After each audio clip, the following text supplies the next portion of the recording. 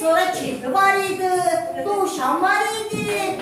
Sonra sincap da var idi, arılar da var idi. Arı siz dovşan gördünüz, kızıl değil. Kızıl değiller, arılardı. İndi bilələ ay yatı, ay çoxlu yatan olur axı, elə uşaqlar.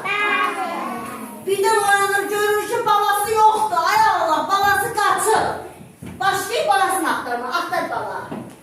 Get, ay kimi get, ay kimi get, belə get görüm. Oy, mənim balam hanı? Danış da, gedə mənim balam hanı? Görəsən mənim balam hanı? Danış. Danış da.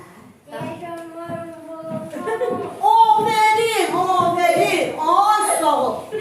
Gəlib çatırsan kirpinin yanına, Yenə salam kirpi.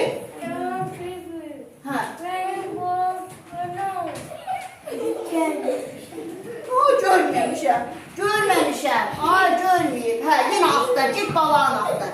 Get balasını axtarır, Get əməli o tərəflərə də bax, gör balı tapanmadın, ay, balı tapanmadın. Get indi gör. Sən nəsən? Dovşan. Dovşan,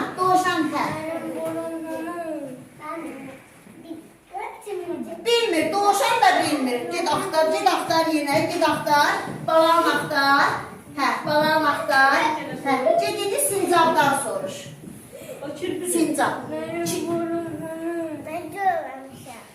Görməyib o da. Ay, ne çirpi qaldı bircə. Bircə çirpi qaldı. Arılar. Gəl arıların yanı kız evində. Ağaçda. Denən ağaçda bal yiyir. Ağaçda deyil, bura olsun da yalandan. Ağacı göstər, denən deyil, ağaçda bal yiyir. Ağaçda bal yiyir. Elə. Ağaç alqışlayaq.